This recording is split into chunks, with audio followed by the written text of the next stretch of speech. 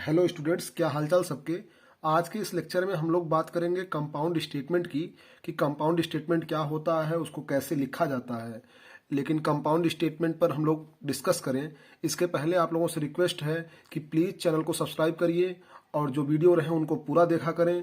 और जब भी आप वीडियो देख लें तो जो वीडियो का लिंक है उसको अपने दोस्तों तक जरूर शेयर करें।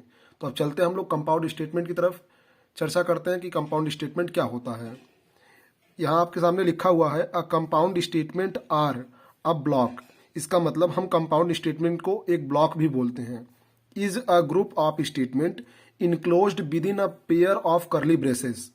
इसका मतलब स्टेटमेंट्स का ऐसा समूह या आप कह सकते हैं लाइंस का ऐसा ग्रुप जो करली ब्रेसेस के बीच में लिखा जाता है उसको हम लोग बोलते हैं कंपाउंड स्टेटमेंट। या ये भी कह सकते हैं कि कंपाउंड स्टेटमेंट को लिखने के लिए हम जो स्टेटमेंट्स होते हैं उनको करली ब्रेसेस के बीच में लिखते हैं।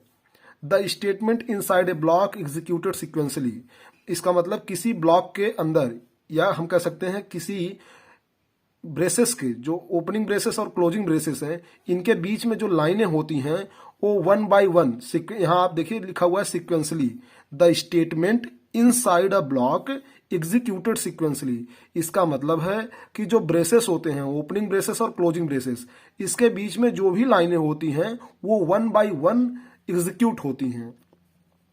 हम कंपाउंड स्टेटमेंट जो लिखते हैं उसका जर्नल फॉर्म क्या है कि हम पहले ओपनिंग ब्रेसेस लिखेंगे, उसके अंदर हम लोग जितने भी स्टेटमेंट होंगे उनको लाइन बाय लाइन लिखेंगे, हर एक स्टेटमेंट को सेमी कॉलन से क्लोज करेंगे, उसके बाद जो ओपनिंग ब्रेसेस है उसको क्लोजिंग ब्रेसेस से क्लोज कर देंगे। तो ये पेयर हो जाएगा, एक ओपनिंग और एक क्लोजिंग।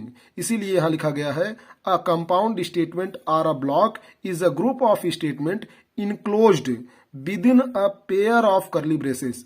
ओपनिंग ब्रेसेस और क्लोजिंग ब्रेसेस इनके पेयर के बीच, इनके बीच में जो भी लाइनें लिखी जाएंगी उनको बोला जाएगा कंपाउंड स्टेटमेंट। आप जर्नल फॉर्म इस तरीके से देख सकते हैं कि हम लोग ओपनिंग ब्रेसेस रखेंगे और क्लोजिंग ब्रेसेस, उसके बीच में सारी स्टेटमेंट की लाइनें हैं। फॉर एग्जाम्पल हम देख सकते हैं यहाँ एक ओपनिंग ब्रेसेस है, एक वेरिएबल है यल नाम का जिसमें 4 है, बी नाम का वेरिएबल है जिसमें 2 है, और इन दोनों लाइनों को आप देख सकते हैं कि सेमी कॉलन से टर्मिनेट किया गया है। आगे एरिया को कैलकुलेट किया गया है, लेंथ जिसको यल से मान लीजिए लेंथ है और बी है ब्रेथ, यल इंटू बी किया गया है। आगे प्रिंट एफ फंक्शन का यूज करके एरिया को प्रिंट किया गया है और इस लाइन को भी सेमी कॉलन से क्लोज किया गया है। आगे करली ब्रेसेस को क्लोज किया गया, यहाँ पर ओपनिंग करली ब्रेसेस, यहाँ पर क्लोजिंग करली ब्रेसेस। तो जितनी भी लाइनें हैं उनको वन बाय वन लिखा गया है और हर एक लाइन को सेमी कॉलन से टर्मिनेट किया गया है।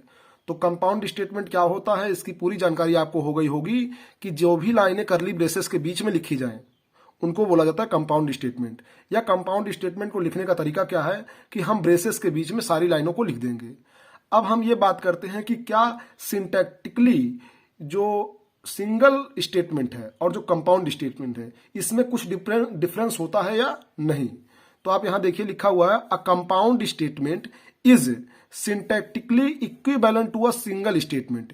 इसका मतलब है सिंटैक्स के रूप में जहां एक सिंगल स्टेटमेंट आ सकता है उसी सिंगल स्टेटमेंट की जगह पर एक कंपाउंड स्टेटमेंट भी आ सकता है। इसलिए यहां पर लिखा गया है A compound statement is syntactically equivalent to a single statement and can appear anywhere in the program where a single statement is allowed।